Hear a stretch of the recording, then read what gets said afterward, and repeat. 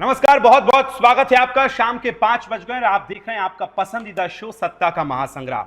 आज सत्ता के महासंग्राम में आपके साथ मैं हूं विकास ब्रजेश सक्सेना और मेरे साथ हैं मेरे वरिष्ठ सहयोगी और रेजिडेंट एडिटर मुकेश जी। आज हमारे साथ जुड़े महाराष्ट्र का पूरा सियासी गणित समझाने के लिए। आज हम आपको बताएंगे सत्ता के महासंग्राम में क्या क्या खास है। सबसे पहले बात होगी सब सीधा, आप देख रहे हैं कि देश के तीसरे सबसे बड़े सूबे यानी महाराष्ट्र में लगातार हलचल तेज है। मुंबई से लेकर दिल्ली तक की दौड़ है, दिल्ली से लेकर मुंबई तक की दौड़ है। सभी की निगाहें इसी बात पर हैं और जो सस्पेंस क्रिएट महाराष्ट्र में सब हर कोई उसी का हल जानना चाहता है, क्योंकि चुनाव के बाद राजनीति जो है वो अभी उठा पटक के दौर से गुजर रही है। वहां देखने को मिल रहा है सीएम के नाम को लेकर भी मंथन जारी है। वहीं शिवसेना शिंदे गुट के प्रमुख एकनाथ शिंदे ने आज महाराष्ट्र के सीएम पद से इस्तीफा दे दिया है। आज उन्होंने अपना इस्तीफा बीजेपी विधायक दल की बैठक से ठीक पहले देवेंद्र फडणवीस और अजित पवार के साथ और अन्य नेताओं के साथ राजभवन पहुंचकर राज्यपाल सीपी राधाकृष्णन को सौंप दिया है। और अब नए सीएम को लेकर अटकलें तेज हो गई हैं। तस्वीरें आपको सीधी दिखा रहे हैं। जब राजभवन पहुंचे थे तीनों नेता, दिल्ली से पहले मुंबई पहुंचे और उसके बाद राजभवन में तीनों ने दिया इस्तीफा। उनके साथ देवेंद्र फडणवीस और अजित पवार जी थे और कई महायुति के नेता जो थे वो भी मौजूद रहे। सीएम एकनाथ शिंदे ने इस्तीफा दे दिया है, यानी अभी वो कार्यकारी सीएम के तौर पर तो काम कर ही रहे हैं। इस्तीफे के बाद से महाराष्ट्र में राजनीतिक संकट इस बात से गहराया है कि महायुति को मिले महाजनादेश जो कि अप्रत्याशित सा था, उसके बाद सीएम पद को लेकर चल रही असमंजस के चलते महाराष्ट्र में क्या राष्ट्रपति शासन लग सकता है। अब ऐसा हम क्यों कह रहे हैं? चूंकि आज लास्ट डेट है, विधानसभा का कार्यकाल 26 यानी आज पूरा होना है, आज रात के 12 बजे के बाद। यही राजनीतिक संकट है कि क्या राष्ट्रपति शासन की तरफ महाराष्ट्र जो है आगे बढ़ सकता है। महाराष्ट्र विधानसभा का कार्यकाल आज यानी 26 को खत्म हो रहा है। इसके बाद प्रदेश में सरकार का गठन जो है वो बेहद जरूरी है कि आज 12 बजे से या तो पहले हो और उसके बाद राष्ट्रपति शासन की तरफ आज बढ़ेगा। आज इसी पर करेंगे चर्चा। हमारे साथ खास मेहमान भी रहेंगे, राजनीतिक विश्लेषक रहेंगे। मुंबई से मेरी सहयोगी मनीषा रहेंगी और स्टूडियो में खास तौर से आज इस सभी सस्पेंस को थोड़ा सा आप दर्शकों आपके लिए जो है आपको बेहतर आसान भाषा में समझाने के लिए, क्योंकि मैं जानता हूं इस वक्त महाराष्ट्र में जो सस्पेंस है हर कोई उससे पर्दा हटाना चाहता है। इसीलिए चर्चा की शुरुआत सबसे पहले मुकेश जी आपके साथ करना चाहता हूं। फिलहाल तो क्या चल रहा है? आप तो लगातार मुंबई से दिल्ली तक फोन से अपडेट हैं, बताइए क्या चल रहा है दर्शकों को और किस तरफ से महाराष्ट्र आगे बढ़ रहा है। बिल्कुल, आधी बात तो आपने बता दी है विकास, लेकिन जो बात एक जो चीज आपने कही उससे मेरी सहमति नहीं है। राष्ट्रपति शासन लगने का था, लेकिन अभी जो सिचुएशन है उसमें क्या है कि आपने अगर आर्टिकल 164 को अगर आप देखे होंगे, जिसमें राज्यपाल को एक अधिकार दिया है, वो एक विवेकाधिकार होता है कि अगर इस तरीके के सिचुएशन में, अगर राजनीतिक सिचुएशन इस तरीके से हो कि सरकार का कार्यकाल यानी विधानसभा का कार्यकाल जो है वो खत्म हो गया है, विधानसभा के कार्यकाल के खत्म होने से पहले अगर नई सरकार का गठन नहीं होता या नई सरकार ने दावा नहीं पेश किया है, तो राज्यपाल के पास एक विवेकाधिकार है कि वो इंटरिम गवर्नमेंट यानी अपना कैबिनेट जो है वो बना करके 6 महीने तक जो है सरकार चला सकती है और 6 महीने के भीतर जो उसे एक दूसरी सरकार का इंतजाम करना होता है। तो अभी जो है जैसे कल इस्तीफा दे दिया और इस्तीफा दे देने के बाद जो है राज्यपाल ने एकनाथ शिंदे को कार्यकारी मुख्यमंत्री जो है मुख्यमंत्री के तौर पे काम करने के लिए आदेश दे दिया। ये संवैधानिक अधिकार है और ये 6 महीने तक जो है ये स्थिति बनी रह सकती है। अब क्या है, जो पॉलिटिकल जो डेवलपमेंट हो रहे हैं, पॉलिटिकल डेवलपमेंट में क्या हो रहा है, मुख्यमंत्री किस गठबंधन को ये है कहें जो गठबंधन के पास पूरा नंबर है, सरकार बनाने के जो नंबर्स हैं वो गठबंधन के पास है, लेकिन गठबंधन में 3 जो दल हैं उन 3 दलों में से किसका नेता जो है वो मुख्यमंत्री बनेगा या मुख्यमंत्री की कुर्सी जो है वो किस गठबंधन के किस दल के पास जाएगा, इसको लेकर के उहापोह बना हुआ है। और सबसे बड़े दल के रूप में बीजेपी निकल के आई है, तो सबकी अपेक्षा होती है जो हम सबसे बड़े दल के रूप में, तो हमें मुख्यमंत्री की कुर्सी जो है बीजेपी के खाते में आनी चाहिए। लेकिन बीजेपी से कौन बनेगा नहीं बनेगा ये सेकेंडरी मैटर है।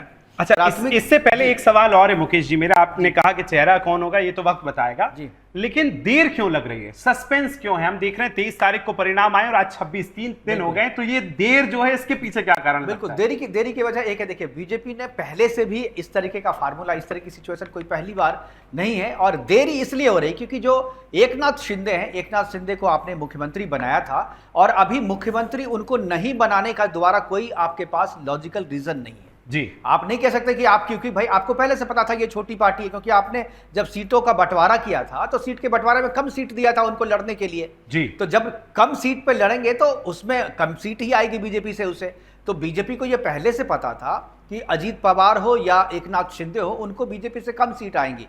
तो इस आधार पे मुख्यमंत्री का दावा कोई बड़ी पार्टी करे कि मैं सबसे बड़ा हूं, तो भाई वो तो आपने चुनाव में जाने से पहले ही आप सबसे बड़े थे, सबसे ज्यादा सीट पे आप चुनाव लड़ रहे थे। तो इस आधार पे तो आपने मुख्यमंत्री शिंदे को बनाया हुआ था।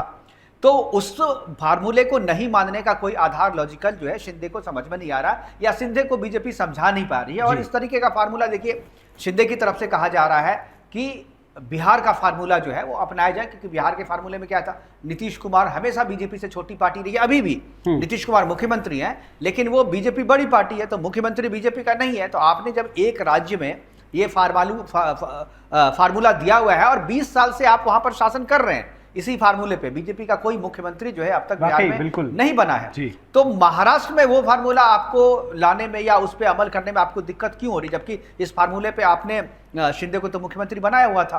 तो जब तक आपको शिंदे का काम था तब तक आप शिंदे को मुख्यमंत्री बनाए रहे। अब आपका काम निकल गया है तो आप उसको हटा नहीं सकते। तो ये एक तरीके का कहिए जो बीजेपी की तरफ से जो देवेंद्र फडणवीस हैं, फडणवीस को लगता है कि पहली बार जब हम उप मुख्यमंत्री बने थे तो उससे पहले वो मुख्यमंत्री थे, और उन्होंने ही जो है पार्टी की जो लाइन है या पार्टी का जो अनुशासन है उस अनुशासन को मानते हुए उन्होंने उप मुख्यमंत्री जो है पद स्वीकार किया था, और सरकार अच्छे से चलाई और संगठन को इस लेवल पे ले आया और बीजेपी सबसे बड़ी पार्टी बन के आई। लेकिन शिंदे मान नहीं रहे हैं। बीजेपी की तरफ से देवेंद्र फडणवीस को मुख्यमंत्री बनाने में कोई दिक्कत नहीं है। बीजेपी कह रही है ठीक हमारी तरफ से देवेंद्र फडणवीस है, लेकिन देवेंद्र फडणवीस मुख्यमंत्री बने कैसे? आपने अब घटक दल को नाराज करके अगर आप बनाना चाहते हैं तो ठीक है, आपके पास नंबर है, लेकिन बीजेपी की यह परिपाटी नहीं है। बीजेपी हमेशा अपने छोटे से छोटे दल को भी साथ में लेकर के चलती है, उसको बराबर इज्जत देती है, क्योंकि नेशनल पार्टी है और इसको एक राज्य में ही केवल काम नहीं करना। एक राज्य में अगर आप कुछ करते हैं तो उसका मैसेज जो है दूसरे राज्यों पे भी पड़ता है, दूसरे राज्यों के चुनाव पे भी पड़ता है। अभी आपको बिहार में चुनाव में जाना है, दिल्ली में चुनाव में जाना है, उसके बाद उत्तर प्रदेश में जाना है। तो कहता है कि पॉलिटिक्स में एक छोटे से छोटे निर्णय का जो है ना संदेश बहुत बड़ा जाता है। तो ये फैसला अगर बीजेपी थोपेगी तो इसका संदेश दूसरे घटक दलों पे जो है बहुत बुरा जाएगा। और ये अभी जो है गठबंधन के सरकार का दौर है, गठबंधन की राजनीति का दौर है। तो मुझे नहीं लगता है कि बीजेपी जो है आउटराइटली अपना कोई डिसीजन जो है अपने गठबंधन के पार्टियों पे थोपेगी। सहमति बन जाती है, अगर सहमति शिंदे दे देते हैं तो निश्चित तौर पे जो है जो देवेंद्र फडणवीस जो है वो मुख्यमंत्री बनेंगे। बीजेपी की तरफ से वही चेहरा है, लेकिन गठबंधन में शिंदे मान नहीं रहे हैं। अब शिंदे को कैसे मनाया जाए ये जिम्मेदारी भी फडणवीस को दी गई है पार्टी की तरफ से। पार्टी की तरफ से फडणवीस को ये जिम्मेदारी दी गई है कि वो शिंदे को मना लें और उसके बाद जो है नाम तय हो जाएगा, फिर शपथ विधि की जाएगी। 6 महीने का समय है। हालांकि मुझे लगता है कि 4 से 5 दिन में ये चीजें जो है सुलझा ली जाएगी। तो इसीलिए मुझे लगता है कि ये जो पूरा वक्त लग रहा है, ये तमाम गुणा गणित जो हैं वो मुंबई से लेकर दिल्ली तक बैठाए जा रहे हैं। और एक बड़ी दिलचस्प बात मुकेश जी आपने की कि आगे जो स्टेट्स में, जिन स्टेट्स में चुनाव होना है उसको भी एक मैसेज के तौर पे महाराष्ट्र से दिया जाना है। हमने मध्य प्रदेश में देखा था, अचानक से डॉक्टर मोहन यादव का नाम आया था और उसको उन नाम के साथ भारतीय जनता पार्टी ने उत्तर प्रदेश और बिहार में किस तरह से चुनाव कैंपेनिंग की। तो ये तमाम वो समीकरण हैं, लेकिन कुछ और समीकरण हैं वो भी हम जानेंगे। अविनाश सिंह हमारे साथ राजनीतिक विश्लेषक जुड़ गए और मनीषा हर एक अपडेट के साथ हमारे साथ मुंबई से जुड़ गए। मनीषा, बहुत जल्दी आपके पास आ रहा हूं। बताइए, आपकी तो आज दौड़ जो है वो तेज है दिल्ली से मुंबई तक जो चल रही है नेताओं की, लेकिन अभी इस वक्त जबकि सूरज डूबने वाला है, आज शाम क्या कुछ बड़ा मैसेज, कुछ बड़ी राजनीतिक घटना उठापटक लेके आने वाली है महाराष्ट्र में? मनीषा, क्या लगता है? जी बिल्कुल, इससे पहले भी आपको बता दें कि जो देवेंद्र फडणवीस है वो पहले भी महाराष्ट्र के मुख्यमंत्री रह चुके हैं। कर लीजिए मनीषा। अनम्यूट ही है, आवाज आ रही है? आपकी आवाज नहीं आ रही है। हाँ, अब आ गई, बोलिए। अनम्यूट। जी बोलिए। जी बिल्कुल विकास जी, आपको बता दें कि इससे पहले भी जो है देवेंद्र फडणवीस मुख्यमंत्री महाराष्ट्र में रह चुके हैं। और इसके साथ ही अगर आपको बता दें अभी का जो सिचुएशन है महाराष्ट्र में, तो फिलहाल के लिए एकनाथ शिंदे ने जो राजीनामा दिया है उसके बाद भी जो है उन्हें एज कार्यकारी जो है मुख्यमंत्री के तौर पर रहने के लिए कहा गया है, जब तक जो है नए मुख्यमंत्री का जो है ये अनाउंसमेंट नहीं हो जाता तब तक उन्हें रहने के लिए कहा गया है, तब तक उन्हें एज अ केयर टेकर मुख्यमंत्री रहने के लिए कहा ठीक गया है। एक छोटा सा अपडेट और साथ ही आपको मनीषा दीजिए कि आप वहां राजभवन में मौजूद थी, तब सभी नेता पहुंचे थे, क्या किसी की तरफ से कुछ बयान ऐसा आया हो? अभी रामदास अठावले साहब भी बोल रहे थे, ऐसा कुछ बयान अभी तक कुछ लगा है क्या? जी बिल्कुल, ये जो शिवसेना शिंदे गठ है उनके जो कार्यकर्ता है वो तो यही चाहते हैं कि मुख्यमंत्री एक बार फिर जो है एकनाथ शिंदे को बनाया जाए। इसके साथ ही अगर अजीत पवार गुट की बात करें, राष्ट्रवादी अजीत पवार गुट के जितने कार्यकर्ता है उन्होंने भी आज है विठल मंदिर में जो है प्रार्थना की है, पूजा की है कि अजीत पवार को ही मुख्यमंत्री चुना जाए। इसके बिल्कुल, साथ चलिए लौटूंगा मनुष्य। देखिए मुकेश जी, पूजा प्रार्थनाओं का इस समय दौर चल रहा है और लगातार सस्पेंस बरकरार है, लेकिन अविनाश सिंह जी, आज आपका राजनीतिक विश्लेषण अभी तक आप जो कर पाए इन 2 दिनों में, क्या कहता है, किस ओर जाता नजर आता है महाराष्ट्र? नमस्कार, सारे श्रोताओं को ढेर सारी शुभकामनाएं। जय श्री अनम्यूट राम। करें अपने आप को मुकेश, अविनाश जी। आपके एंड से जी जी आवाज आएगी? जी बोलिए सर। मुकेश जी को नमस्कार, सारे श्रोताओं को ढेर सारी शुभकामनाएं। जय श्री राम। जी देखिए, महाराष्ट्र की बड़ी विचित्र सी स्थिति है और दोनों पार्टी, चाहे वो शिंदे साहब की पार्टी हो चाहे वो भाजपा की पार्टी हो, इनको जितनी सीटें आई हैं शायद वो ऐसी उम्मीद नहीं कर रहे थे। अब ये स्थिति जो बनी है उसमें मुकेश जी ने बिल्कुल सही कहा कि it is a battle of attrition. एक दूसरे को कन्विंस करने की कोशिश कर रहे हैं और इसका अंततोगत्वा जो रिजल्ट होगा वो देवेंद्र फडणवीस के हक में होगा। ये बहुत मेहनत से भाजपा ने अपने आप को नंबर 1 पार्टी कल्टीवेट किया है महाराष्ट्र में, और देवेंद्र फडणवीस एक ऐसे मुख्यमंत्री रहे हैं, और मेरे समझ से दूसरे ऐसे मुख्यमंत्री रहे हैं जिन्होंने अपना 5 साल का कार्यकाल पूरा किया है। तो उनकी अपनी स्ट्रेंथ है, भाजपा का नंबर उनका सबसे बड़ा स्ट्रेंथ है, और भाजपा का, आरएसएस का या कोई भी हिंदूवादी जितने भी ऐसी जो शक्तियां हैं उनके लिए महाराष्ट्र आफ्टर मध्य प्रदेश एंड राजस्थान बहुत इंपॉर्टेंट गढ़ है। अविनाश सिंह जी, अगर देवेंद्र फडणवीस साहब ही हैं तो फिर इतना समय क्यों लग रहा है? ये तो अगर पहले से क्लियर था तो मुझे लगता है 2 दिन का समय भी नहीं लगता। नहीं, मैं मुकेश जी ने बिल्कुल आपको सही कहा कि भाजपा जो है वो किसी को बगैर नाराज किए अपनी राजनीति करना चाहती है। ये सबका साथ सबका विकास केवल स्लोगन नहीं है, उनके हर कार्य में आपको ये दिखता है। कमोवेश ये है कि मुख्यमंत्री शिंदे जी को कंटिन्यू कराया गया, मतलब मैसेज ये दिया गया कि भाई आज भी हम उनको मुख्यमंत्री मानते हैं, नंबर 1। नंबर 2, मुख्यमंत्री शिंदे को ऐसी कौन सी लेटर लिखवाई जाए, किस लैंग्वेज में लिखवाई जाए जिससे उनका बड़प्पन भी झलके, भाजपा का स्ट्रेंथ की भी जिक्र हो कि भाई वर्चू ऑफ स्ट्रेंथ हम भाजपा को दे रहे हैं सीएमशिप। और सबसे तीसरी और सबसे इंपॉर्टेंट बात कि इस इलेक्शन ने देवेंद्र फडणवीस को देवा भाव बना दिया है। तो ये देवा भाव के लिए सीएम बनने के अलावा और कोई चारा नहीं है। इनकी रिस्पॉन्सिबिलिटी है, भाजपा की रिस्पॉन्सिबिलिटी है 150 सीट को जस्टिफाई करना, और शिंदे इनके साथ रह के काम करेंगे। कोई कहीं नहीं जा रहा है, बस ये है कि लेटर में क्या लिखा जाए। अविनाश जी, मैं आपको थोड़ा रोकना चाहूंगा और थोड़ा इतिहास में ले जाना चाहूंगा। अभी जो स्थिति बनी है, अभी स्थिति क्या है? आप जब उद्धव ठाकरे की शिवसेना थी तो शिवसेना के साथ बीजेपी का जो जुड़ाव हुआ था या अलगाव हुआ था, वो क्यों हुआ था? इसी मुद्दे पे हुआ था कि शिवसेना कहती थी, उद्धव ठाकरे कहती थी कि मुख्यमंत्री का पद मेरा होना चाहिए, बीजेपी कहती थी, बिल्कुल, तो बीजेपी कहती थी कि नहीं भाई, हम ये परिपाटी तोड़ेंगे और बिहार का फार्मूला हर जगह नहीं होगा, महाराष्ट्र में नहीं लागू होगा। और उसी पे अलग हो गई थी बीजेपी और शिवसेना। वो इतनी जल्दी शिंदे को देने वाले नहीं है। बिल्कुल। अविनाश जी, इस पे आपसे विस्तृत में उत्तर चाहूंगा। उससे मुंबई और महाराष्ट्र में चल रहे लगातार सस्पेंस भी कि क्या क्लियर होगा, आज रात तक इसी पे चर्चा जारी है। हमारे सभी मेहमान जुड़े हैं।